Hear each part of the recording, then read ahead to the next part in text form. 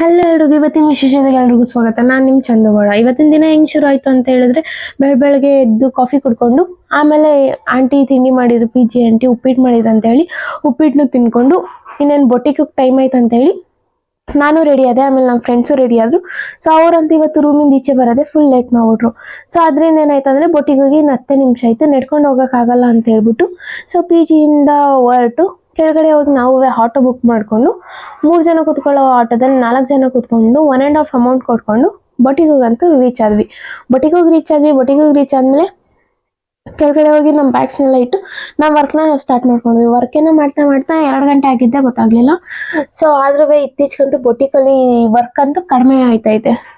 So ಇನ್ನೇನು 2 ಗಂಟೆ ಆದಮೇಲೆ ನಾವು ಬಾಕ್ಸ್ ತಂದಿದ್ವಿ, ಉಪ್ಪಿಟ್ಟು ಹಾಕೋ ಬಂದಿದ್ದೀವಿ ಬಾಕ್ಸ್ಗೆ ಅಂತ ಹೇಳ್ಬಿಟ್ಟು ಬಾಕ್ಸ್ನ ಎತ್ಕೊಂಡು ಬಾಕ್ಸ್ನ ಖಾಲಿ ಮಾಡ್ಕೊಂಡು ಆಮೇಲೆ ಹಂಗೆ ಒಂಚೂರು ಫ್ರೆಶ್ ಗಾಳಿ ತಗೊಳ್ಳೋದ ಅಂತೇಳಿ ಈಚೆ ಹೋದ್ವಿ.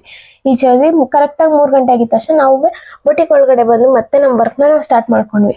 ವರ್ಕ್ ಸ್ಟಾರ್ಟ್ ಮಾಡೋದ್ರ ಮಧ್ಯೆ ಆಮೇಲೆ ಸ್ವಲ್ಪ ಸೋರ್ಸಿಂಗ್ ಇತ್ತು ಅಂತ ಹೇಳಿ ಫ್ಯಾಬ್ರಿಕ್ ಅಂಗಡಿಗೆ ಹೋಗಿ ಸೋರ್ಸ್ ಮಾಡ್ಕೊಬಂದು ಮತ್ತೆ ನಾವು ನಮ್ಮ ವರ್ಕ್ನ ಶುರು ಮಾಡ್ಕೊಂಡ್ವಿ. ಮಧ್ಯದಲ್ಲಿ ಒಂದು ಚಿಕ್ಕ ಪುಟಾಣಿ ಇದು ಫೋಟೋಶೂಟ್ ಮಾಡಬೇಕಿತ್ತು ಲೆಹಂಗಾ ಅಂತೇಳಿ ಫೋಟೋಶೂಟ್ ಮಾಡಿಕೊಂಡು ಆಮೇಲೆ 8 ಗಂಟೆ ಆಗಿದ ತಕ್ಷಣ ನಾವು ಬೊಟಿಕಿಂದ ಹೊರಟು ಪಿಜ್ಜಾ ಹಟ್ಗೆ ಹೋಗಿ ಪಿಜ್ಜಾ ತಿನ್ಕೊಂಡು ಮತ್ತೆ ಪಿ ಜಿಗೆ ಹೊರಟ್ವಿ.